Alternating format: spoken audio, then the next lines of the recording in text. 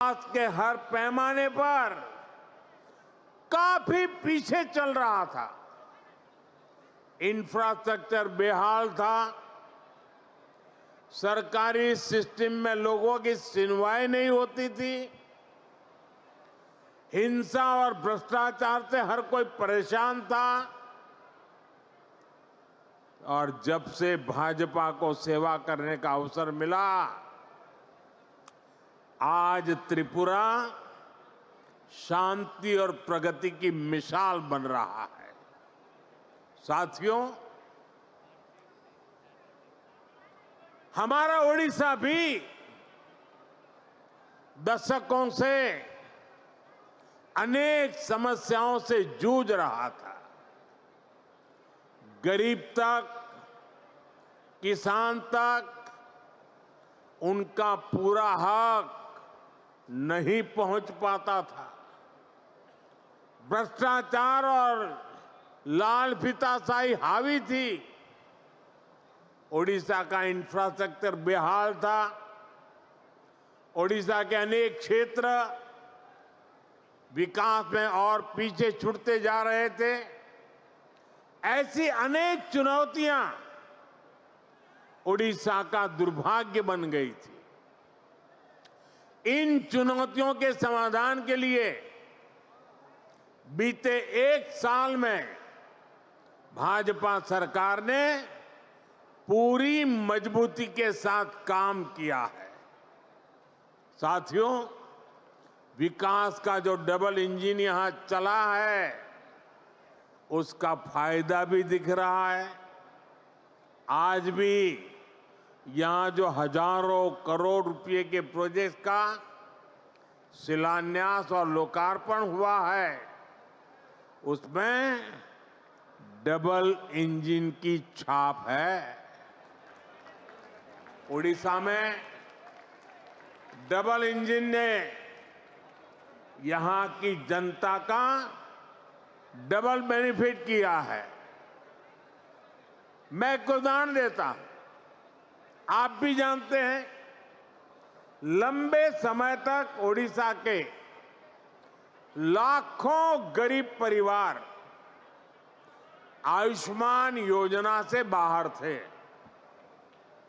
आज आयुष्मान भारत जन आरोग्य योजना और गोपबंधु जन आरोग्य योजना, दोनों इंजन यहां चल रहे हैं। इससे ओडिशा के करीब 3 करोड़ लोगों को मुफ्त इलाज का लाभ मिलना तय हुआ है।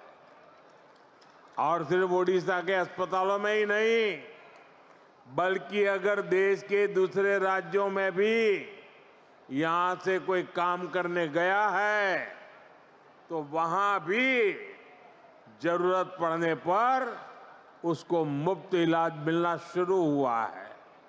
मैं देख रहा हूं, मेरा जन्म गुजरात में हुआ और हमारे यहाँ सूरत में एक प्रकार से मैं कहूँगा कि आप 2 कदम चले और कोई न कोई उड़िया आदमी मिलेगा आपको।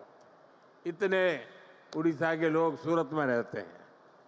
अब इस योजना का लाभ सूरत में रहने वाले मेरे उड़ीसा के भाई बहनों को भी मिलेगा। अभी तक उड़ीसा के जिन 2 लाख लोगों का इलाज इस योजना के तहत हुआ है, उसमें अनेकों लोगों ने देश के 1 दर्जन से ज्यादा राज्यों में मुफ्त इलाज पाया है। 1 साल पहले तक इतने सारे साथियों को मुफ्त इलाज की ऐसी सुविधा संभव ही नहीं थी। इस डबल इंजन के साथ सोने पर सुहागा वाली बात भी हुई है। यहां ओडिशा में 70 साल से ऊपर के 23 लाख से ज्यादा बुजुर्ग हैं। उन्हें प्रधानमंत्री वय वंदना योजना के माध्यम से 5 लाख रुपए तक का मुफ्त इलाज मिलना पक्का हुआ।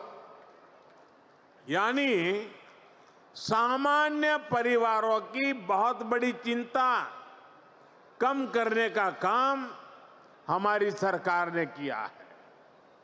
इसी तरह पहले उड़ीसा के किसानों को किसान सम्मान निधि का पूरा लाभ नहीं मिल पाता था।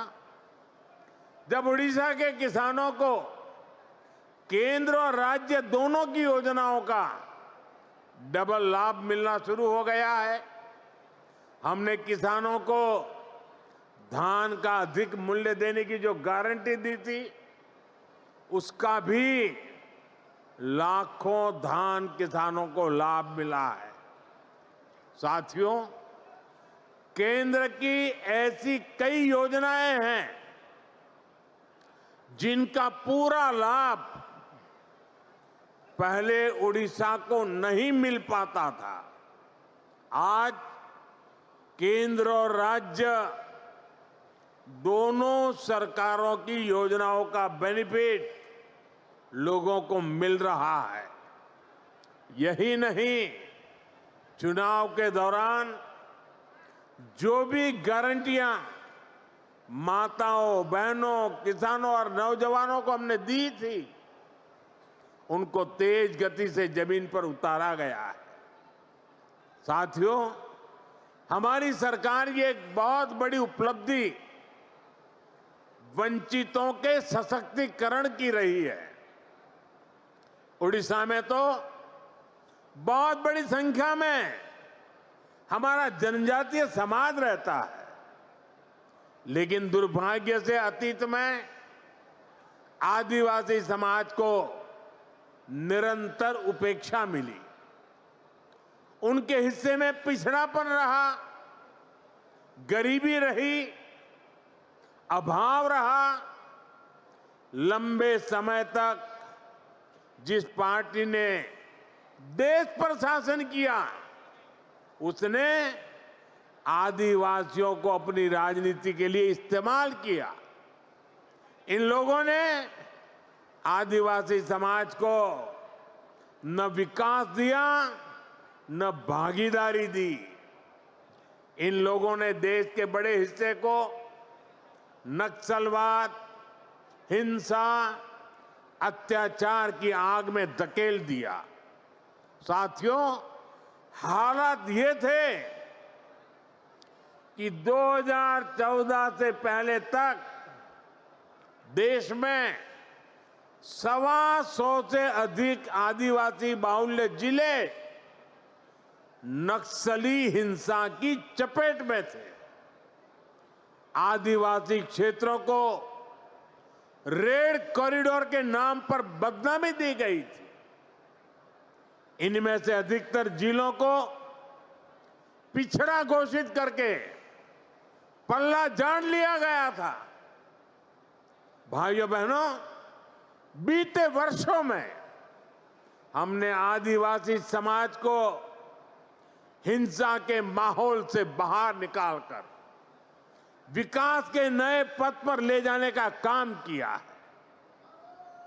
भाजपा सरकार ने एक तरफ हिंसा फैलाने वालों के खिलाफ सख्त एक्शन लिया, दूसरी तरफ आदिवासी क्षेत्रों में विकास की नई गंगा बहाई। इसी का नतीजा है कि आज नक्सली हिंसा का दायरा देश में 20 से भी कम जिलों तक सिमट गया है। और जिस तेजी से कार्रवाई हो रही है, उससे बहुत जल्द ही आदिवासी समाज को हिंसा से मुक्ति मिलेगी। देश में नक्सलवाद खत्म होगा और ये मोदी की गारंटी है।